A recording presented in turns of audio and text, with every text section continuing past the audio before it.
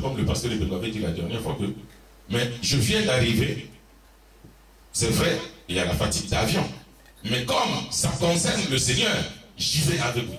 Alléluia. Regardez quel c'est. D'autres personnes pouvaient dire, j'ai prêché là-bas, je suis fatigué. Amen. Donc je ne vais pas, je me repose. Mais lui, il est venu. Que Dieu le bénisse. Alléluia. Donc sans trop tarder, bien aimés, nous allons recevoir notre frère, le pasteur de Bégo. Acclamons le Seigneur. Amen.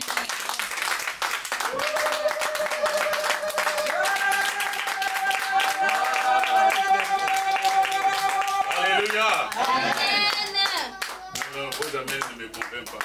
Amen. Alléluia. Amen. Que Dieu soit loué. Amen. Je bénis Dieu parce que vous avez prié pour moi. Amen. Je sais qu'en secret, vous avez prié. À l'église aussi, vous avez prié pour moi. Amen. J'ai vu des choses avec le Seigneur au Congo. Amen. Que Dieu soit loué. Amen. Ngaina beneni yonzambe nanguye yaka na beneni yokita yosaka ire yaka beneni yonzambe nanguye yaka yokita yosaka yaka elikato beleli yona moyi ya lelo yaka koloto beleli yota lisante mona yo yaka aina beleli yozambe nanguye yaka yokita yosaka yaka elikato beleli yaka koloto beleli yota lisante mona yo yaka aina beleli yozambe nanguye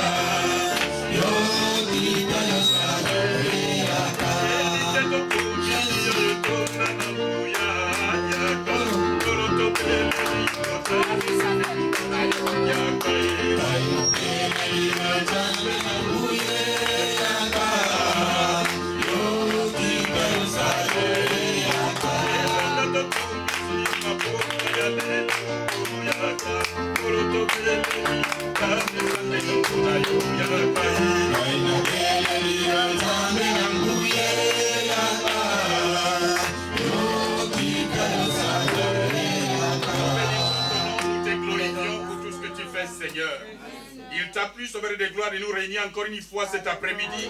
Nous avons soif, Seigneur notre Dieu, envie d'écouter ta parole, notre libérateur, ta parole qui nous éclaire, ta parole qui nous montre la foi. Manifeste-toi au milieu de ton peuple, notre libérateur. Au nom de Jésus-Christ, nous avons ainsi prié. Amen. Applaudissons pour le roi. Amen. Reprenons nos places. Dis bon appétit à ton voisin. Bon appétit.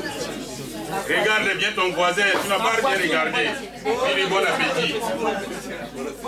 Frère Jean-Marie, bon appétit.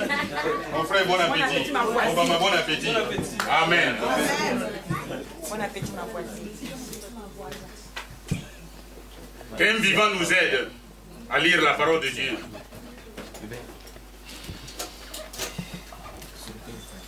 Prenons la Bible dans les livres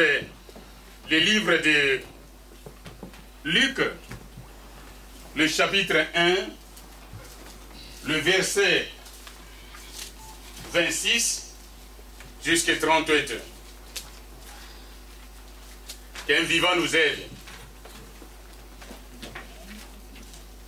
Je lis au nom de Jésus. Amen. Livre de Luc, chapitre 1, le verset 26 à 36. 38. 38. Autant pour moi, pasteur. Au 6e mois, l'ange Gabriel fut envoyé par Dieu dans une ville de Galilée, appelée Nazareth, auprès d'une vierge fiancée à un homme de la maison de David, nommé Joseph. Le nom de la vierge était Marie. L'ange entra chez elle et dit, « Je te salue, toi à qui une grâce a été faite. Amen. Le Seigneur est avec toi. » Troublée par cette parole, Marie se demandait de ce que pouvait signifier une telle salutation. L'ange lui dit, « Ne crains point, Marie, car tu as trouvé grâce devant Dieu. Et voici, tu deviendras enceinte et tu enfanteras un fils et tu lui donneras le nom de Jésus. Il sera grand et sera appelé fils du Très-Haut. Le Seigneur, Dieu lui donnera le trône de David, son père. Il régnera sur la maison de Jacob éternellement. Et son règne n'aura point de fin. Marie dit à l'ange, « Comment cela se fera-t-il, puisque je ne connus point d'homme ?» L'ange lui répondit, « Le Saint-Esprit viendra sur toi, et la puissance du Très-Haut te couvrira. De son ombre, c'est pourquoi le saint enfant qui naîtra de toi sera appelé fils de Dieu. Voici, Élisabeth, ta parente, a conçu, elle aussi, un fils en sa vieillesse, et celle qui était appelée stérile est dans son 6e mois. Amen. Car rien n'est impossible à Dieu. Amen. Marie dit, je suis la servante du Seigneur, qu'il me soit fait selon ta parole. Et l'ange la quitta. Amen. Amen. Bien-aimés, nous allons parler un peu de la salutation de l'ange à Marie. Peut-être on attendait quelque chose d'autre, mais souffrez qu'on parle sur la salutation de Marie, de l'ange à Marie. Je sais que nous allons toujours puiser quelque chose de circulant dedans, dans ces textes. Que Dieu nous aide. Amen. Alléluia. Amen. Nous sommes prêts? Amen. Un ange qui descend du ciel. L'ange avait comme mission d'aller transmettre un message à une femme, à une jeune fille, dans une ville. La jeune fille n'était pas seule, mais elle avait déjà quelqu'un que tout le monde connaissait dans la ville, Joseph. Et dans quelques mois, les deux devaient se marier. Mais Dieu va envoyer son ange. Pas chez une autre fille. Pas chez une fille qui était libre. Mais chez une fille qui avait déjà son engagement quelque part. La salutation d'abord avait troublé, ou le message avait troublé la fille. Pourquoi? Parce que en Israël, pour se marier, les filles doivent aller vierges au mariage.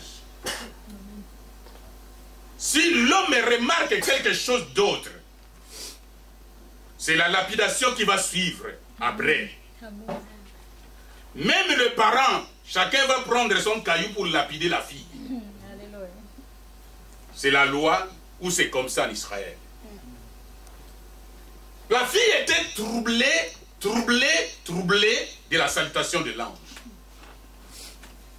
La fille dit à l'ange, mais je ne sais pas s'il n'y a que toi qui n'es pas au courant. moi j'ai déjà un fiancé et dans peu de temps, on va se marier.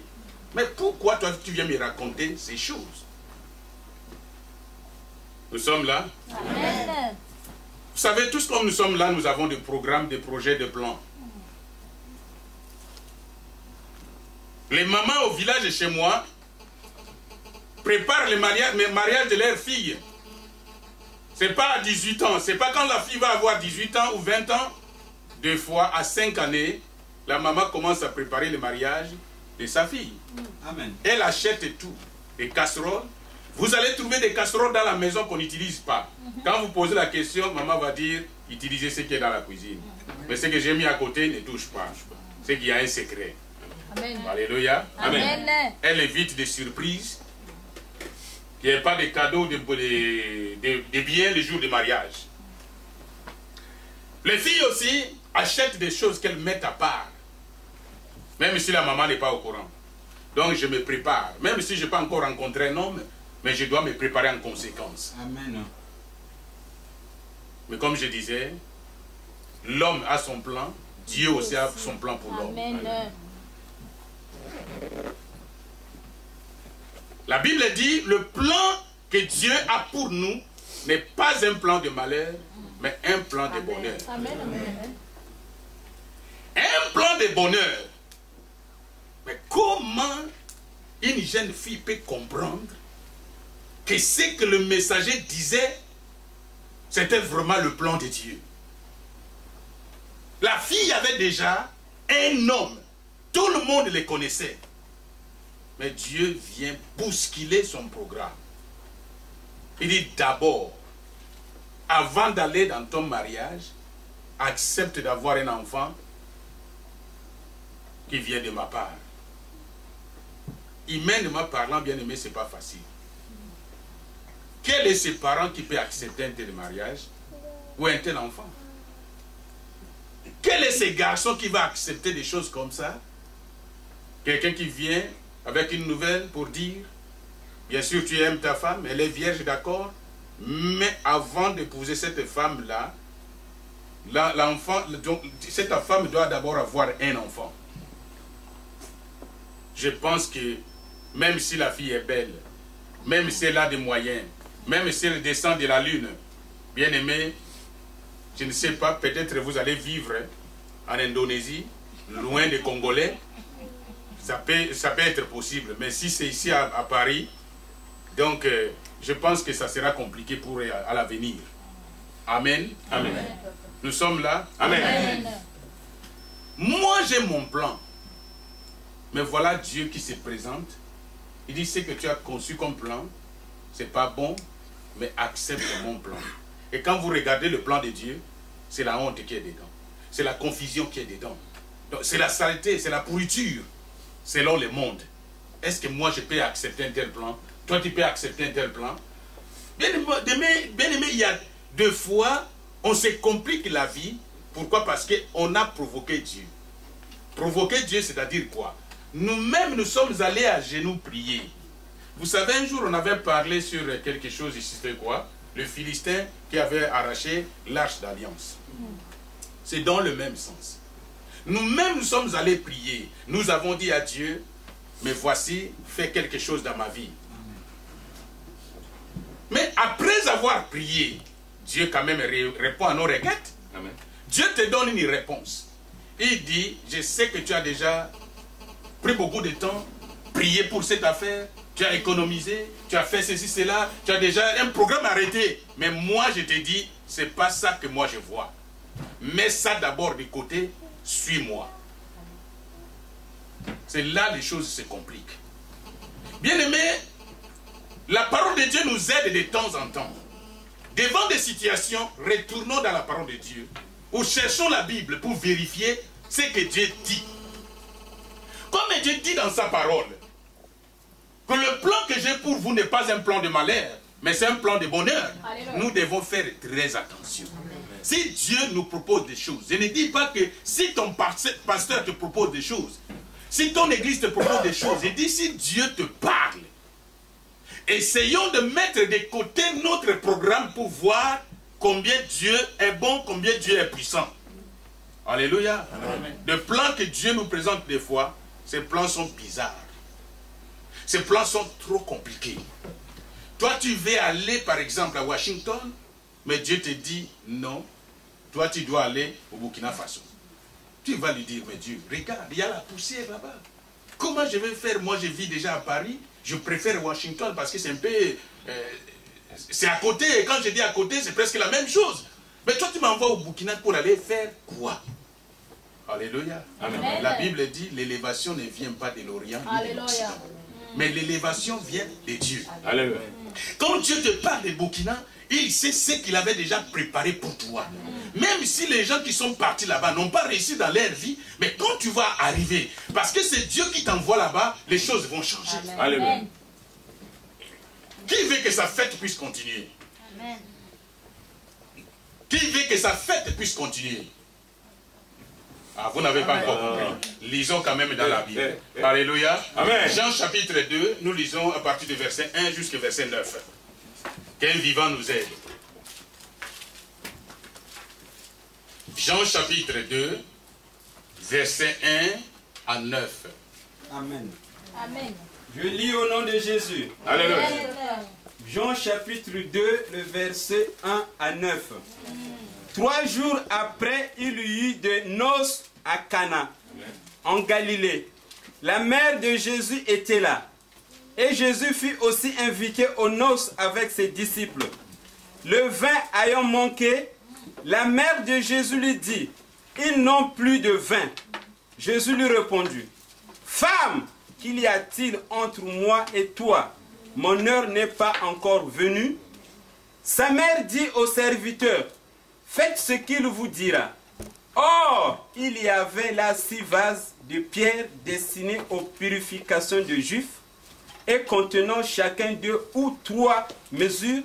Jésus leur dit, « Remplissez d'eau ces vases. » Et ils remplirent jusqu'au bout. Puisque maintenant, leur dit-il, puisez maintenant, leur dit-il, et portez-en à l'ordonnateur du repas. Et ils en portèrent. Quand l'ordonnateur du repas eut goûté l'eau, changeant en vin, ne sachant d'où venait ce vin, tandis que le serviteur qui avait puisé l'eau le savait bien, il l'appela le pou. Amen. Amen. Bien-aimé, quelqu'un avait organisé une fête. Les temps que nous traversons, bien-aimé, selon le monde, c'est pas facile d'organiser une fête. Aux États-Unis, c'est possible. Pourquoi? Parce que les gens ont des cartes qu'on leur donne pour aller prendre de la nourriture gratuitement. Et ceux qui ont beaucoup d'enfants profitent. À chaque événement, il y a une fête. À chaque événement, il y a une fête. Mais ce n'est pas facile. Bien-aimé, cet homme avait invité les amis, les voisins, parce qu'il y avait un mariage. Bien-aimé, le début de la fête, ce n'est pas le début. Nous sommes là. Amen. Le début de la fête, c'est le milieu.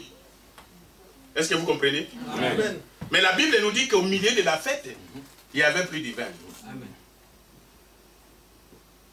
Regardez même ce qui se passe à l'église. Le culte commence à quelle heure? 14h45. Mais nous avons nos programmes à nous. C'est-à-dire, nous sommes à la maison. Au lieu de quitter à 13h, mais nous, on quitte à 14h45. Le moment du culte commence. Pour que j'arrive au milieu, l'ambiance avait déjà commencé. Quand c'est encore au début, c'est pas bon. Donc, il faut que j'arrive au milieu. Et il y a aussi des gens qui, pour aller dans une fête, la personne avait reçu l'invitation depuis 2 semaines. Parce que l'invitation, c'est pour 2 semaines avant. Mais, malgré les programmes qu'il connaissait très bien, il va quitter à la, disons, 2 heures. Déjà, la fête avait commencé. Il veut que quand il va rentrer, que tout le monde regarde. Nous sommes là. On va commencer au pied, monter jusqu'au cheveux. Je vais faire une parenthèse pour les amis femmes qui sont ici. C'est quelque chose qui est monté à mon esprit il y a un mois, je pense, j'étais avec le responsable, notre pasteur, et on parlait sur la route. Et on avait touché les choses qu'on appelle des reliques. Vous connaissez les reliques? c'est-à-dire les restes des morts. Quand on prend les ongles, ou les cheveux, ou un morceau de pagne, ou un os, c'est ce qu'on appelle des reliques dans les églises où on était avant. Vous connaissez, vous comprenez? Voilà. Bien aimé, si par hasard, on te présente une chambre pour aller dormir, et puis tu arrives là, tu vois un os. Tu peux dire, peut-être c'est une souris qui a amené. Mais si on te dit c'est un os, c'est l'os d'un homme. Est-ce que tu vas dormir dans cette maison? Non. Tu ne vas pas dormir. Tu vas dire, je ne sais pas ce qui peut m'arriver la nuit. Mais pour nos amis qui prennent des cheveux que nous appelons des human hair, et vous savez ce que ça veut dire? Human hair, ça veut dire quoi? Cheveux naturels. Ça peut être d'une personne décédée. Nous sommes là. Il ne faut pas me lapider. Hein, je dis bien c'est une parenthèse parce qu'on a parlé de ces choses. Alléluia. Vous voyez? Et la plupart... D'où venait la force de Moïse? De Samson. Et ses cheveux, n'est-ce pas? Vous voyez, je ne sais pas si vous avez déjà vu ça. Il y a d'autres personnes, quand ces personnes-là se fâchent, les cheveux se dressent. Nous ne savons pas ce qu'il y a dedans. Comme nous avons eu peur de l'os, faisons aussi attention. Que Dieu nous aide. J'ai dit c'est une parenthèse, ce n'était pas dans notre programme. Bien aimé, qu'est-ce qui va se passer? Le vin va manquer. Comme les gens qui étaient là n'aimaient pas l'affaire de Jésus, ils avaient dit, on ne peut pas aller voir directement Jésus, c'est mieux de passer par sa mère. Et ils sont allés voir la maman. Et qu'est-ce que la maman avait dit? La maman de dire, quand la maman posait les problèmes, le fils lui a dit, mon heure n'est pas encore arrivée. Amen. Le fils, est, disons, la mère est partie voir, répondre à la délégation.